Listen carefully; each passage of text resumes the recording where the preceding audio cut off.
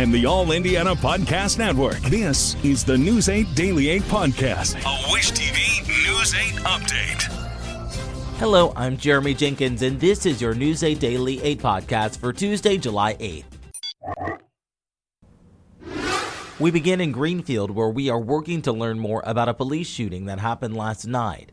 This all unfolded on Sedgwick Lane, a short street just south of downtown Greenfield. No officers spoke with us at the scene, but the Greenfield Police Department did release a brief statement. They confirmed that police were involved in a shooting while on scene of an accident and that no officers were injured. The statement says state police will answer any further questions about the shooting. So far, state police have not given us any information. In Indianapolis, the City County Council will consider making the curfew for teens and kids earlier in the night. Last night's proposal comes after this past weekend's mass shooting that left 2 teenagers dead and several other young people hurt. The plan makes the city curfew 2 hours earlier than the state's curfew law. For teens between 15 and 17, it would be 11 p.m. on Fridays and Saturdays and 9 p.m. every other day. For kids under 15, the curfew would be 9 o'clock 7 days a week. The worry for at least one city-county councilor is how it will be enforced. Just take a listen. Again, we can't do it alone. The IMPD don't have the capacity to do it. Juveniles don't have the capacity to do it. We need about hundreds of people to help support this. That was City County Council member Leroy Robinson that you just heard from there. The proposal does come with fines and other penalties for parents and guardians whose kids violate that curfew. The proposal will be introduced to the Council's Public Safety Committee on July 16th. The Marion County prosecutor says this weekend's violence points to a much larger problem. The prosecutor announced charges yesterday against 4 teens, though they are not directly tied to the shooting. News 8's Garrett Berquist reports. Court filings show less than 20 minutes before the shooting, IMPD officers tried to stop Vincent Lanking on Washington Street near Monument Circle and the Arts Garden. He ran and threw away a loaded handgun. Lanking is 17 years old, but faces adult charges of dangerous possession of a firearm, resisting law enforcement, and obstructing justice. One of the allegations is that he had a prior true finding involving dangerous possession of a firearm as a minor or a person less than 18 years of age, and so we were able to direct file that into adult court. 3 more teenagers face juvenile charges. They include a 13-year-old accused of theft of a firearm and possession of marijuana. And hopefully all of us agree that that's ridiculous and that no good is going to come from a 13-year-old having a gun anywhere, let alone in a major metropolitan area. Mears says none of the 4 teenagers were directly involved in the mass shooting early Saturday. That shooting left 2 teens dead and 5 more wounded. We don't have cell phone records yet back. We don't have the social media records back. And perhaps most importantly, we don't have all of the ballistic reports back from all of the guns that were confiscated over the course of the weekend.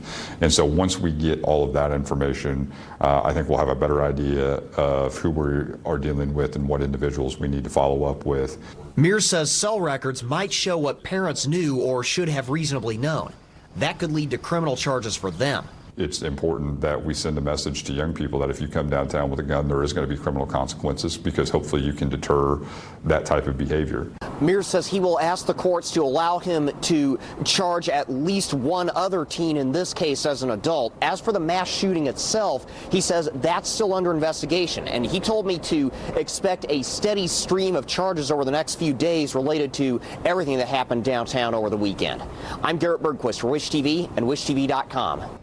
Also in Indianapolis, another council member is leaving the Democratic caucus following a back and forth over the investigation into how the mayor's office handled sexual misconduct allegations. Krista Carlino announced her departure from the caucus 2 weeks after she criticized council leaders, claiming they limited the scope of the investigation. Carlino later apologized for those comments, and a spokesperson for Democrats on the council said she would remain with the caucus. Last night, Carlino said that would not be the case. It's unfortunate, but for me, lack of leadership, abuse of power, and an inequitable application of the caucus rules really led me to make this decision. Another Democrat no longer on the caucus, Jesse Brown, who made a motion last night to remove Vop Osili as council president and Allie Brown as vice president. That motion failed with only 4 council members in support. Let's talk sports. The head coach for the Indiana Fever says Caitlin Clark could be back on the court tomorrow when the team hosts the Golden State Valkyries. Clark was part of yesterday's public practice, and Coach Stephanie White says she is making progress in rehabbing the groin injury that's kept her out of the Fever's last 5 games. Like she gets to do a little bit more, and then we see tomorrow, is there progress or is there any regression? How does she feel? How does she look? What does recovery look like? And so this was really the first time we've been able to get her out into live action. So we'll see what it brings tomorrow. The Fever and Valkyries have a special noon tip-off time tomorrow at Gainbridge Fieldhouse. As for the Pacers, the head of basketball operations with the team says even he was shocked when the news broke that fan favorite Myles Turner is signing with the Milwaukee Bucks. Pacers executive Kevin Pritchard says he thought talks with Turner and his agent were still happening when he learned the center was leaving his home of 10 seasons. We were negotiating in good faith, but what happens in this league is sometimes you're negotiating, but because a guy is unrestricted, he has the right to say, that's the offer I want, I'm going to take it, and that's best for my family. Pritchard says the Simon family was prepared to go into the luxury tax to make Turner an offer, but it didn't work out. When it comes to the weather, Storm Track 8 says we're in for a brief break from the summer heat and humid conditions. Meteorologist Tara Hastings has your News 8 Daily 8 forecast. I stepped out the door and I'm like, wow, it feels comfortable. That's the first time in a while that we have actually had a morning where it feels very refreshing. So those humidity values on the lower sides, enjoy today. Temperatures, though, I do think are going to go above normal for this time of year. And we've been watching for the potential for a little bit of patchy fog develop, but I think everything looks okay this morning. 63 degrees right now in Indianapolis. And again, those humidity values are low. We're out of the west-northwest winds, only at about 3 miles per hour, so light winds as well. 60 in Lebanon right now, 61 in Brownsburg and Plainfield, 63 in Mooresville.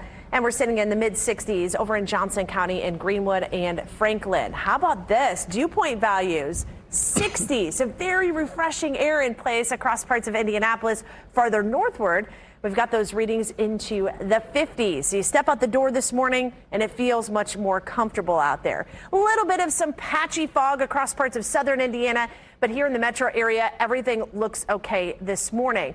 We are watching a frontal system back to the west of us where we have some showers and thunderstorms that have developed across parts of Iowa and Missouri. There is a potential for some more showers and thunderstorms across parts of Illinois later this afternoon, but that will decay before it moves in to Indiana.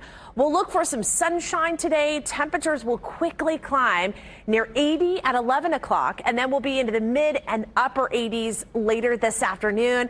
I think we'll see high temperatures right around 88 degrees in Indianapolis, and then right along the Ohio River, those temperatures will be close to 90 degrees. We do have some daily storm chances in place for the rest of the work week.